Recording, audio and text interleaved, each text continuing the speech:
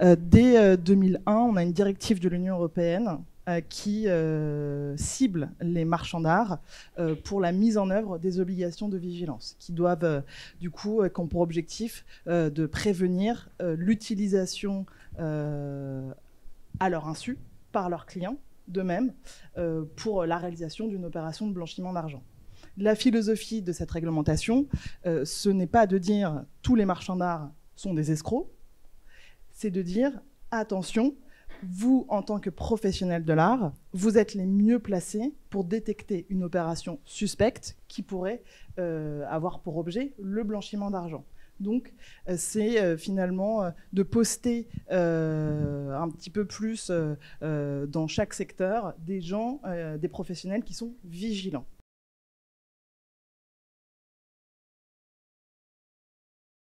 Alors concrètement, la première des grandes obligations, c'est d'être vigilant et d'avoir conscience des risques de son activité à l'exposition à du blanchiment d'argent. Donc la première obligation, c'est d'analyser son activité.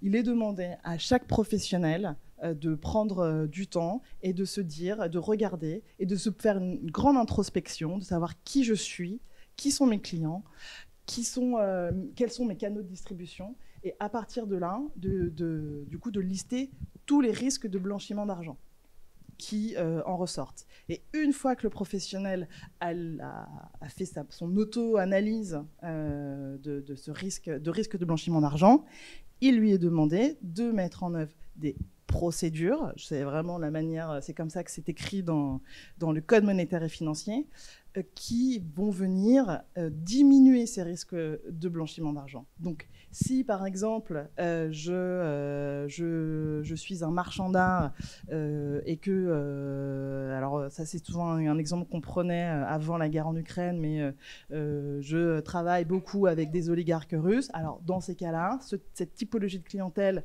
présente un plus grand risque, donc ça veut dire que je vais mettre en place des procédures. Quand je fais une transaction avec un oligarque russe, je vais faire attention à demander par exemple plus de justificatifs sur l'origine des fonds et compagnie. Donc c'est de modéliser la manière dont on peut remédier ses propres risques à être utilisés par son client à du blanchiment de capitaux en amont.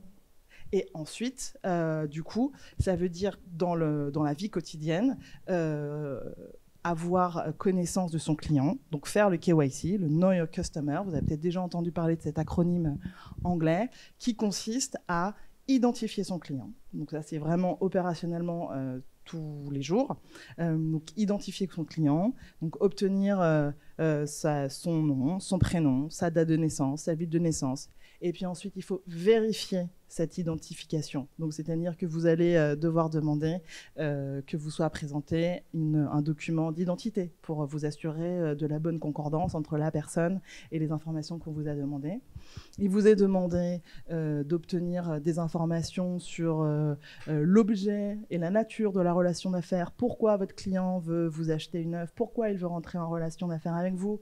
Vous êtes également tenu d'avoir une estimation sur son patrimoine financier. Est-ce que vous êtes en face de quelqu'un qui travaille? Est-ce que vous êtes en face d'un artisan? Est-ce que vous êtes en face d'un salarié qui, du coup, pourrait justifier d'un revenu régulier? Et à partir de tous ces renseignements, vous êtes, du coup, les professionnels sont tenus de détecter les opérations atypiques, douteuses. Du coup, cette réglementation, elle oblige les professionnels de l'art à être en mesure de se dire, bon, il y a un risque spécial, puisque le Code monétaire et financier liste, on va dire, 3 grands types de risques. Donc, il faut être en mesure de détecter ces risques. Et une fois qu'on les a détectés, l'obligation finale, parce que toute cette réglementation, elle n'a qu'un seul but, c'est l'obligation de déclaration de soupçons à Tracfin. Tracfin, c'est la cellule de renseignement financier française. Du coup, les marchands d'art sont contrôlés par les douanes, qui donc sont habilités à venir dans chaque lieu de travail à demander. En général, ça va être montrez-moi les 10 derniers, 15 derniers dossiers, donc 15 dernières ventes que vous avez conclues. Où est la carte d'identité? Si vous avez vendu à un client qui est de nature personne morale, où sont les statuts? Qui est le bénéficiaire effectif? Ah, vous n'avez pas fait ça, très bien, je note. Et puis finalement, s'il y a trop de manquements, alors du coup, le contrôle de la douane pourra aboutir à la saisine de la Commission nationale des sanctions, qui est donc la cellule qui a été spécialement créée pour sanctionner à Bercy, dans des locaux absolument lugubres. Et donc, du coup, c'est une cellule qui a été créée pour sanctionner les assujettis. Elle peut, et elle le fait, infliger 3 types de sanctions. La première, c'est la sanction pécuniaire, pour un montant qui peut aller jusqu'à 5 millions d'euros. La deuxième, c'est une sanction d'exercice professionnel. La commission des sanctions a la possibilité, du coup, d'infliger une interdiction d'exercice, une interdiction alors qui peut être avec sursis ou non. Alors le sursis, c'est vous avez été condamné par la CNS, la Commission nationale des sanctions, à 3 mois d'interdiction d'exercice avec sursis. Et ça veut dire que pendant 5 ans, si la douane revient vous contrôler et qu'elle estime qu'il y a encore des griefs, vous exposez du coup à réellement ne plus pouvoir exercer pendant la durée choisie par la Commission nationale des sanctions. Et la dernière type de sanction que la Commission peut infliger, c'est la sanction de réputation.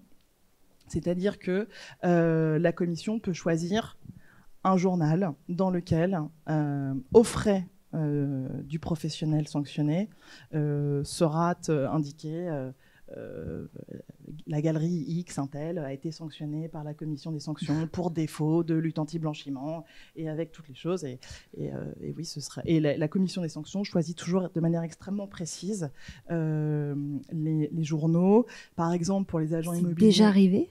Alors, oui, bien sûr. Elle fonctionne depuis 2014. On est à une 50aine de décisions par an. Donc, et elle monte vraiment, on le sent. Initialement, c'était des petites sanctions, 2 000 euros, 3 000 euros. Et là, en ce moment, on n'est jamais à moins de 5 chiffres. Je pensais que les marchands d'art connaissaient très bien leurs clients. Alors, ce qui est sûr, c'est que ceci est une réglementation administrative. C'est-à-dire que le nerf de la guerre, c'est la formalisation.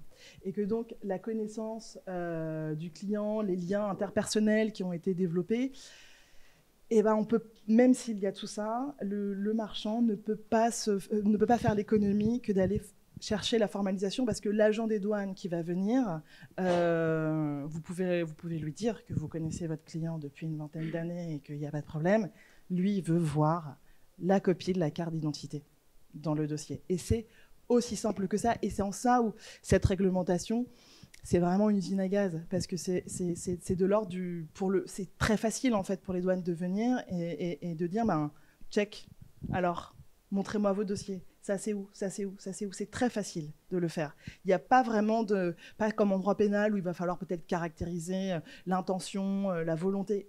Il n'y a pas d'intention, il n'y a pas de volonté. Aujourd'hui, le dispositif de contrôle et de sanction de cette réglementation, il est abouti, et ce n'était pas le cas, on va dire,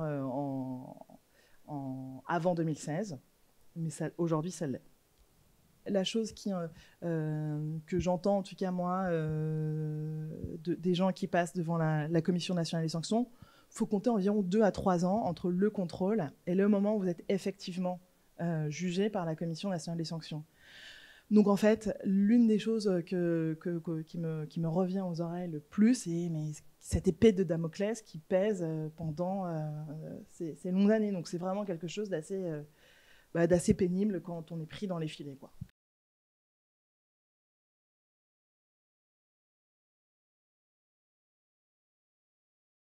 Je trouve que c'est quelque chose de très compliqué, c'est quelque chose de compliqué à gérer, à mettre en place. Je vais directement faire de la pub pour le logiciel, hein, mais bon.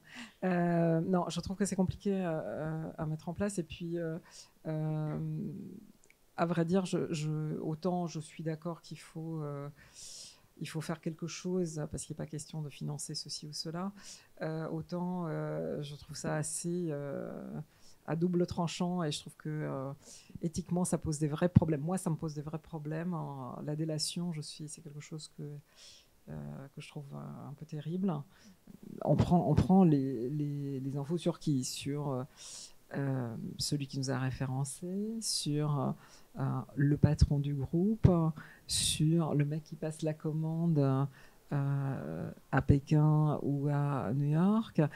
C'est là où ça devient un peu complexe. Hein. Voilà. Donc ça, je ne pense pas que l'administration fiscale nous subventionne pour avoir 10 personnes pour pouvoir gérer tout ça. Hein? Non, mais la vraie. Vous posez la question du coût de ces mesures et c'est un coût réel en fait, surtout pour des structures qui sont somme toute toujours modestes, mais c'est sûr que cette réglementation c'est la même pour HSBC, elle n'est pas changée d'un iota pour les petites structures. Ça fait partie des difficultés, en tout cas à mon sens, quoi. Et c'est aussi pour ça que l'idée du coup de faire cet outil, il m'a apparu forcément extrêmement absolument nécessaire en fait pour juste aider en fait.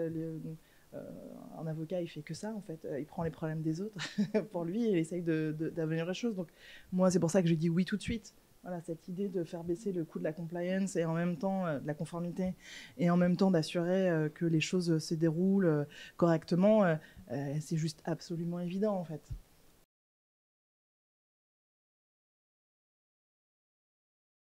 Et puis je pense qu'il y a un autre avantage que Solène n'a pas encore mentionné, mais bon, c'est que je pense à la mise à jour.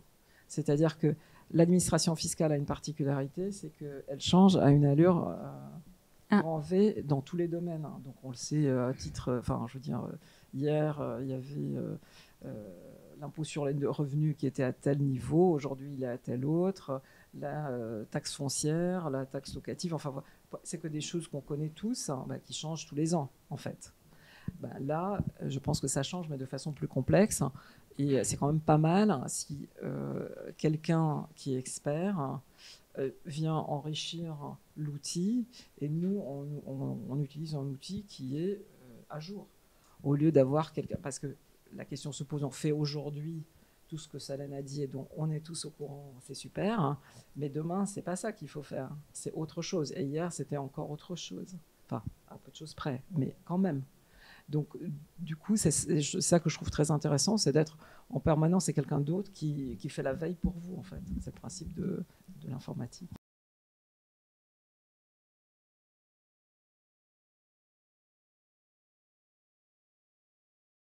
C'est compliqué, effectivement, sur le volume de transactions avec toutes les ventes et le nombre de lots.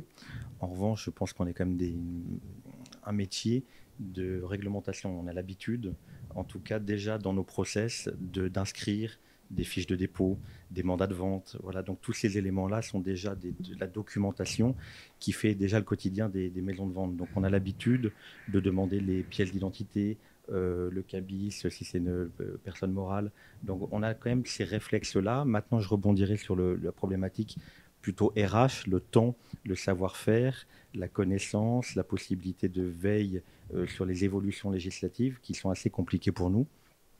Il faut que les équipes en place transmettent la notion de vigilance, parce que l'enjeu, et vous l'avez évoqué tout à l'heure, c'est d'être instrumentalisé. Et c'est ça qui est quand même très dérangeant aussi, c'est qu'on fait notre activité, on enquête donc sur les objets, beaucoup, sur leur histoire, sur leur provenance, sur leur authenticité. Maintenant, il faut qu'on enquête encore plus sur les clients. Donc c'est effectivement un peu dérangeant parfois de rentrer dans ces détails. Acheteur comme vendeur, d'ailleurs. Acheteur comme vendeur, complètement, oui, des deux côtés. Et là, on a vraiment besoin d'être épaulé parce qu'on n'a pas forcément tous ces réflexes.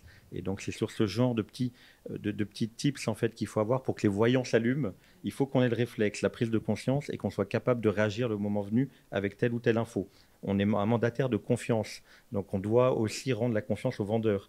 Si on prend un acheteur trouble, on va avoir des risques, soit de participer à du blanchiment, mais aussi d'avoir un mauvais payeur. Donc nous, on est obligé de s'engager et anticiper ces problématiques déjà dans le rapport commercial avec notre vendeur. En revanche, c'est vrai qu'il est parfois compliqué au quotidien de récupérer les papiers d'identité quand quelqu'un vient déposer. Donc, il faut le faire naturellement. Moi, on m'a souvent pris cet exemple-là. Ces grands clients ont l'habitude d'ailleurs de montrer des papiers. Donc, à un moment, il faut savoir aussi l'amener. Je comprends que dans un cocktail, ça soit un peu compliqué. Mais voilà, il y a tous ces réflexes à avoir. Et un logiciel comme Nomart vous aide à simplifier les choses ou vous êtes déjà un peu rodé Oui, non, on en a besoin parce qu'il y a effectivement tous ces détails dont on parlait tout à l'heure liés au secteur professionnel. Il y a quand même, on a beau savoir qu'il faut faire attention, on a beau avoir une liste des documents nécessaires pour telle ou telle étape de la négociation ou de l'activité commerciale. Et il y a des choses qui nous échappent. Vous parliez aussi de la mise à jour, de la veille. On ne va pas faire de la veille législative. Déjà que ça demande effectivement des grosses organisations internes, des ressources humaines, des compétences, du savoir-faire. On a besoin en tout cas d'outils. Et c'est vrai que moi je suis assez friand aussi. Dès qu'on peut avoir des back-office ou des outils où on peut avoir accès à de la data et à de la gestion de données, ça reste quand même très, très, très utile. Un cas particulier de problème récent que vous avez eu ou... Non, ça va être... Alors moi, ma structure est jeune, et donc je suis passé que dans une seule structure, alors je ne veux pas donner trop d'exemples, mais en tout cas, c'était surtout généralement sur effectivement des montages financiers de règlement qui arrivent après l'achat, où là, on va avoir effectivement des gens qui vont tenter des paiements de plusieurs provenances, avec des cabinets de chirurgie esthétique en Bulgarie, des structures en Vietnam. Enfin, il y a tout un tas de choses qui sont très compliquées. Et là, vous êtes obligé. Comment vous gérez ça? Eh ben, vous êtes obligé de casser la vente parce qu'en fait, vous n'allez pas pouvoir, dans le process de recouvrement et de paiement, respecter des engagements. Là, vous êtes clairement face à du blanchiment. Donc, vous faites allumer grave, quoi. Par le vendeur. Les équipes commerciales des maisons veulent peut-être quand même que la vente se fasse, mais les équipes administratives.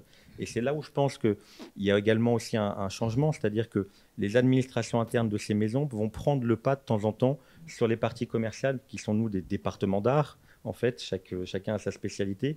Et il faut que le grand directeur de tel ou tel département de peinture ou autre écoute la personne du bid office qui va lui dire non, là, ça ne va pas, ce n'est pas possible. Les marchands d'art ne sont pas tenus à une obligation de résultat. Vous n'êtes hein, oui, voilà. Bonne nouvelle. C'est une obligation de moyens. Vous êtes obligé de mettre en œuvre cette réglementation. Vous êtes obligé de vous donner les moyens de faire de la prévention. Et si vous le faites correctement, bon, bah, si jamais il y a quelque chose qui passe, alors vous avez quand même bien fait les choses. Bah, on passe directement au volet répressif. Et là, les services d'enquête, c'est à eux de mettre la surveillance correctement, d'enquêter correctement et dans un temps qui est efficace. Mais donc voilà, l'obligation des résultats, finalement, elle est dans le respect effectif du code monétaire et financier. Voilà, obligé de le respecter.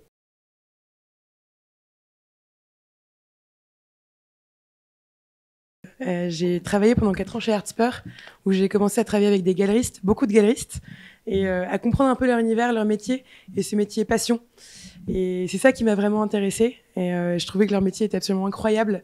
Et je me disais, c'est quand même génial d'avoir des outils digitaux qui permettent de faciliter certaines procédures. J'ai entendu la contrainte qu'apportait cette nouvelle réglementation.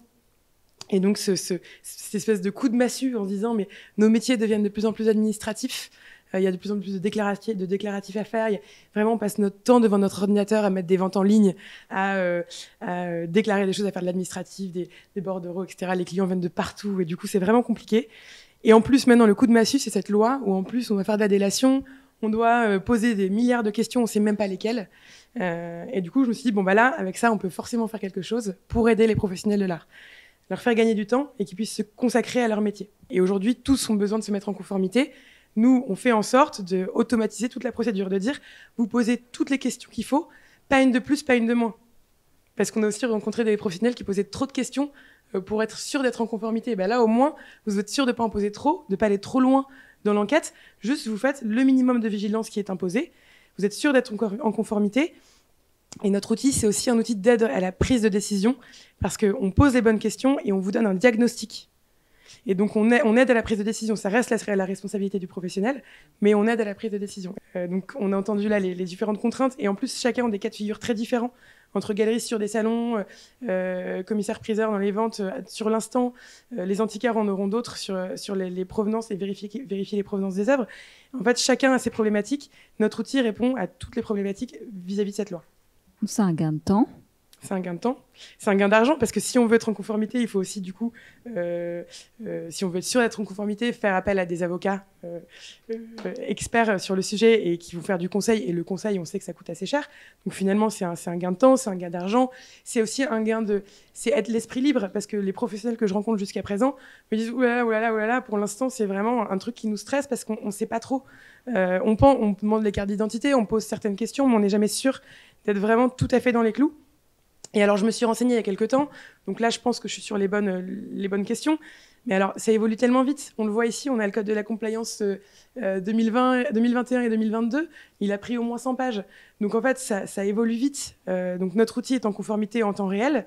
Ça, c'est un engagement qu'on prend auprès de nos clients. Donc et c'est vous là que mettez à jour en permanence. Hein. Oui, grâce à l'aide de Solène Clément, qui est associée au produit, à l'entreprise. Et donc, on s'engage à mettre tout le temps à jour. Et c'est aussi un moyen pour les professionnels de l'art d'avoir l'esprit libre et de se dire, voilà, on a un outil qui nous aide à la prise de décision, on sait que c'est à jour, on sait que le jour où il y a les douanes, Solène en a parlé, les douanes font un contrôle, et on est sûr de répondre aux critères. Voilà, avoir l'esprit libre et se consacrer à son métier passionnant. Je pense que en tout cas, c'est la vision que nous, on a et qu'on souhaite partager. Et l'automatisation donc, de ces procédures via un logiciel, c'est quand même une façon très simple de se libérer l'esprit et de se dire, bon, ça c'est géré, c'est plus un problème.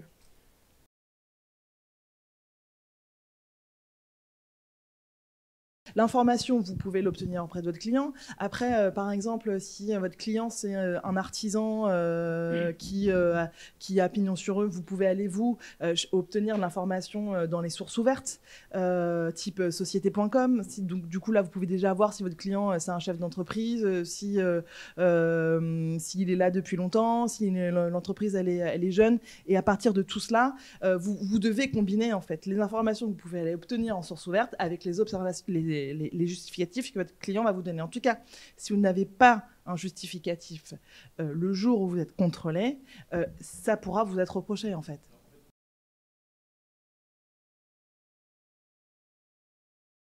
Ouais, alors c'est une volonté qu'on a et on travaille dessus sur l'interconnexion qu'on pourrait avoir avec d'autres logiciels.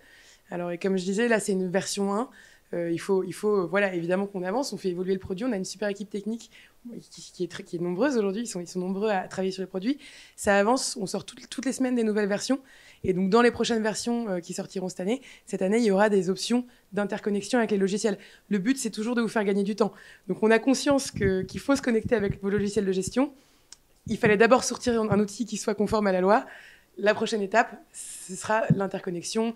Il y a énormément d'évolutions possibles pour cet outil auquel on pense. On a un agenda de sortie de nouvelles fonctionnalités, etc. pour vous aider au quotidien.